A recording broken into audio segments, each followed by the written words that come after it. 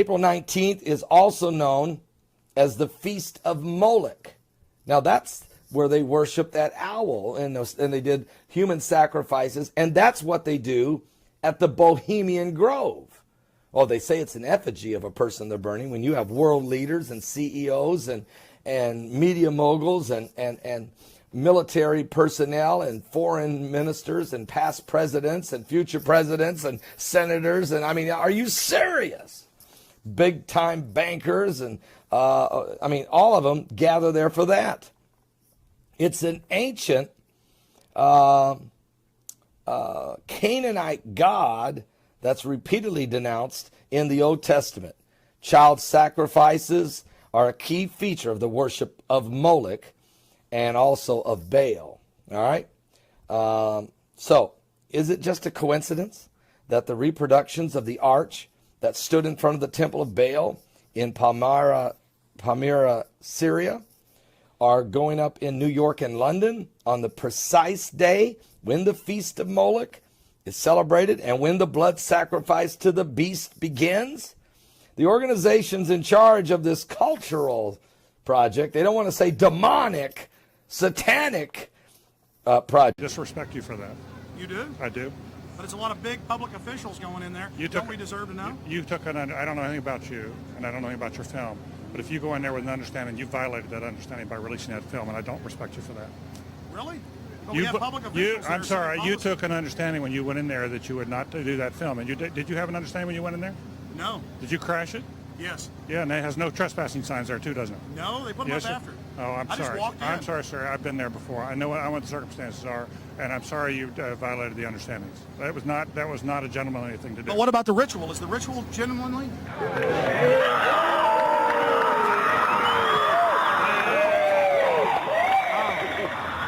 Sir, everything I don't owe you this comment. I know. I appreciate it. This is what's called ambush journalism, and I disrespect you for that as well. So thank you and goodbye. Been in the ritual? That's none of your damn business. April 19th, the date that the Branch Davidians were burned. April the 18th is the day in the Satanic Church of the preparation for the sacrifice. The 19th is the feast and the sacrifice of Ishtar. Yep. Boy, oh boy, doesn't that tie everything else together with the 1775 date and the 1943 date? Yep. God, it's incredible.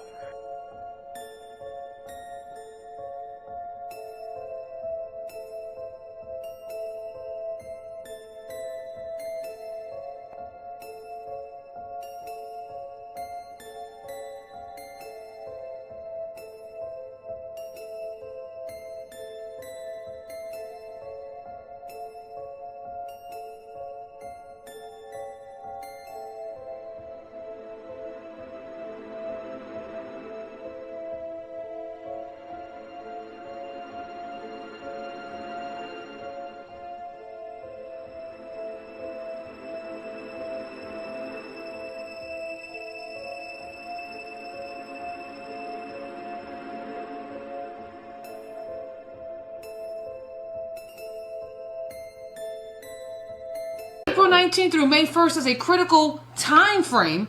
It's a critical 13-day period for what's called a fire sacrifice. And this is stunning information, my friends. And Roderick, I'm not even sure if you were aware of this, but April 19th is the first day of the 13-day satanic ritual day relating to fire, meaning the fire god.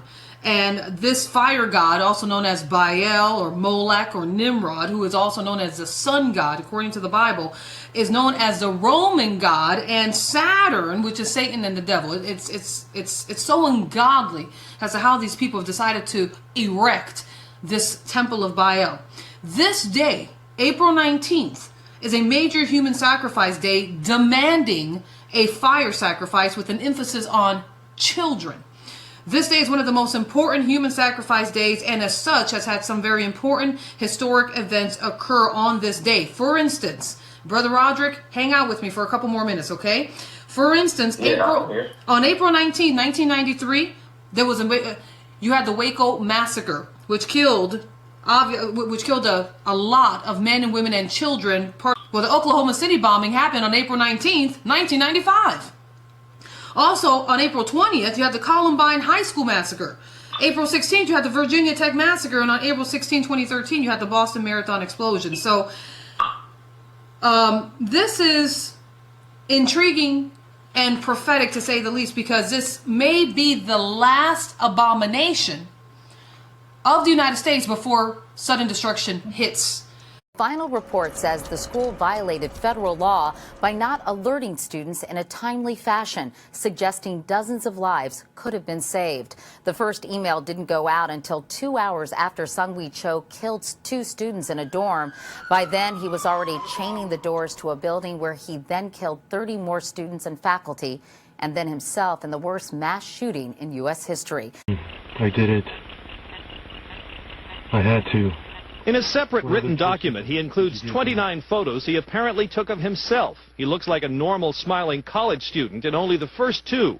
In the rest, he presents the stern face and strikes the pose that was very likely what his victims saw later on Monday. In 11 of the pictures, he aims handguns at the camera, likely the very ones he bought in the past 2 months. In his 1,800-word diatribe, he expresses rage, resentment, and a desire to get even with exactly whom he never says. You had 100 billion chances and ways to have avoided today, but you decided to spill my blood. You forced me into a corner and gave me only one option. The decision was yours. Now you have blood on your hands that will never wash off. Much of it is incoherent, laced with profanity. He rails against hedonism and Christianity. You just loved crucifying me. You loved inducing cancer in my head, terrorizing my heart, and raping my soul all this time. The attack appears timed for maximum impact. Just before 2:50 p.m., this is the viewpoint seen by many of the 26,000 marathon runners who are approaching the finish line. The first of the 2 explosions rocks the sidewalk along the course. White smoke blasting into the air, blowing metal barricades into the street, spewing shrapnel into crowds gathered at the finish.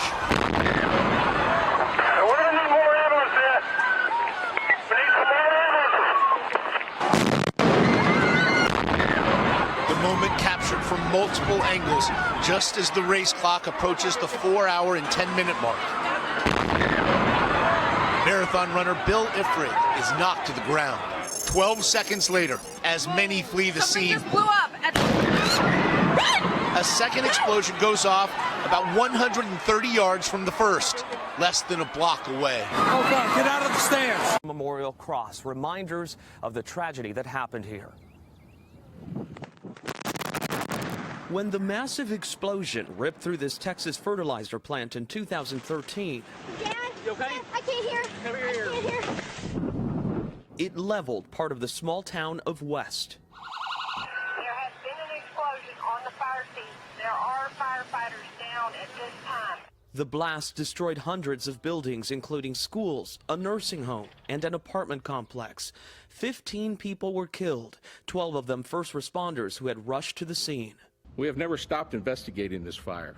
Wednesday, after more than 3 years and a more than $2 million investigation, federal authorities revealed the fire that sparked the explosion was deliberately set in a seed room at the facility. The fire has been ruled as incendiary. This means this fire was a criminal act. Southwest side, at least 9 people are dead this morning after somebody opened fire inside a FedEx facility. That death toll includes the accused shooter. We know many others are hurt, but police are working on an exact number. They tell us there are several walk-ins they are trying to account for at area hospitals, as well as those who left the scene by ambulance. The initial call for shots fired came in around 11. Dreams of becoming American citizens ended today in a blaze of gunfire. A gunman went on a rampage, opening fire on immigrants taking the citizenship test in upstate New York in the city of Binghamton. The police there say he killed 13 people and wounded 4 others who are reported to be in critical condition. And then apparently he took his own life, all in just a matter of minutes. Jeff Glore is in Binghamton tonight as the investigation continues. Jeff, what's the latest? Well, Katie, good evening to you. You can see the street here is still blocked off. This happened only about a half a block behind us in that building. The street's still blocked off, even though police say for now the danger has passed. Police have also released the name of the shooter, a 41-year-old man named Jiverly Wong. They believe he acted alone. chaos outside the American Civic Association in Binghamton today after a gunman walked into an immigrant's citizenship exam and began his massacre just before 10:30 a.m. They return one by one in identical plain white bags. Behind the screen, initial inspection. A blanket to cover. Then a short march back to land.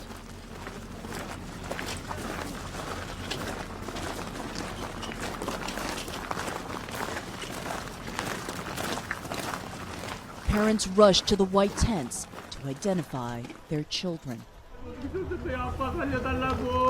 You must have said, "Daddy, save me," weeps this father. No one is immune to the sound of losing a child. As the families leave the tents, so too do the stretchers, emptied, returning to the gurneys that await the next boat. It is still standing this morning after a fire that nearly destroyed it. Flames brought down the spire and much of the roof at Notre Dame Cathedral yesterday. And think about this, it's the start of Holy Week. This morning the fire is out and prayers and offers of help are coming in from all around the world. The cathedral's main altar is covered in debris right now, but much of the historic interior appears to be okay, and that's great news. The fire started during a major renovation project. Seth Doan is outside Notre Dame right now in the heart of Paris, a familiar sight to millions of Americans. Seth, this is tough. Good morning. Good morning. The Paris prosecutor is saying that they are working under the belief that this fire was started by an accident, and there are... Crude crisis began on the evening of April 20th, 2010. It started as a fiery accident that led to the evacuation of 115 workers and the search for 11 others who were never found. But when the Deepwater Horizon rig collapsed into the Gulf on April 22nd, it ruptured a pipe, allowing oil to begin flowing into the Gulf. Later, President Obama visited Theodore in Pensacola. There's going to be a harmful effect on many local businesses, and it's going to be painful for a lot of folks. On the night of April 18th, 2020, Portapique, Nova Scotia, a village of about 100 residents on the Bay of Fundy, became the starting point of what would become a shooting rampage. It would last more than 13 hours, spanning across a more than 100-kilometer area, with victims' bodies strewn across 16 crime scenes. Dark times are rising all around the world. There is more to this than just symbolism. Many people will watch this tape and they'll laugh and they'll say this is just nonsense. But folks, I'm telling you, God is telling us when you see these things begin to happen, you look up, for your redemption is drawing nearer today than it was yesterday. Pastor Steve Version. Let's start praying for our neighbors. Let's start praying for our unsaved loved ones. Folks, time is running out. This evil is creeping up. It's like black mold in between your joists and behind the drywall of your house. You don't see it. You don't smell it. You can't even tell it's there, but it's taking over the entire world. Not to fear. We're the light of the world. I don't care how bad things may or may not get. The answer will remain the same. It is Jesus Christ